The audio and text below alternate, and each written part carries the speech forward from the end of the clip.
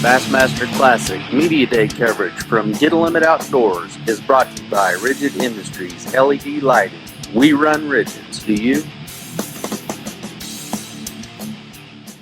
All right, guys, we're here with Jacob Wheeler, and you know something that's unique about Jacob is you've won Forest Wood Cup, you've won a bass event, and a few other events, and you fish differently in each one of them. Most of us learn how to fish growing up or fishing from our fathers or uncle or something like that. Why are you so versatile? What made that? I think that growing up, fishing junior tournaments and the high school events and stuff like that, I never wanted to be committed to one technique. You had the flippers, you had the offshore anglers. I wanted to know it all. I didn't want to have any chinks in my armor and kinks in my armor, so I wanted to know every little thing that I possibly could. And great athletes, they don't go out there and work on their best game. They work on the game they need to improve on. So whether that's drop shotting for me or whether it's this, I'm always trying to, when I have a little time at home, I'm utilizing that time to work on what I'm bad at rather than improve on what I'm already pretty decent at. So I think that's why I've been able to really just what the fish dictate what's going to go on, and then fish the conditions. Okay.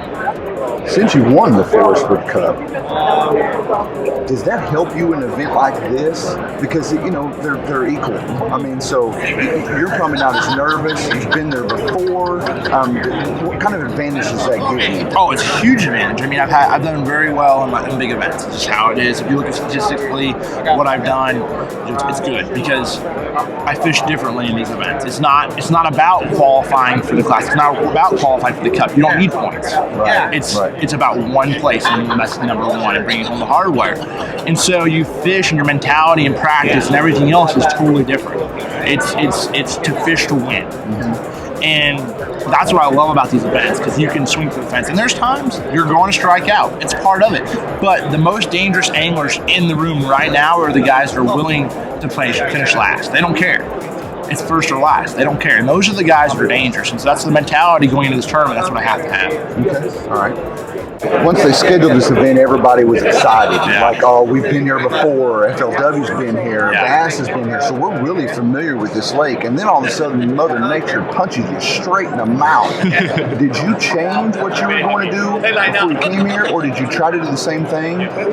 I tried to explore every option that I could. But with the conditions that I saw in the long-range forecast, I mean, this is the thing. Fishing in practicing 7 days or 5 or 6 days prior to the event, it's a little different than a regular season event, because you go and you practice, then you go. You're going fishing the next day.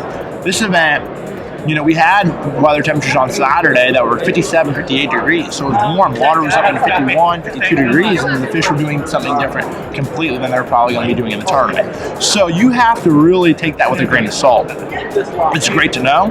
It's great to know if you have those conditions, if everything warms up, they might be doing the same things then. But you can't put all your eggs in one basket. And that was something, when I saw the weather in the 10-day forecast, I had to prepare myself for multiple things. I had to prepare myself to being frigid cold. I had to prepare myself for the temps being what they're going to be. I had to make sure I had plenty of Under Armour gear. I had to make sure all of those things. There were so many variables. The Bassmaster Classic has you have a lot of pressure in this event, and just in general.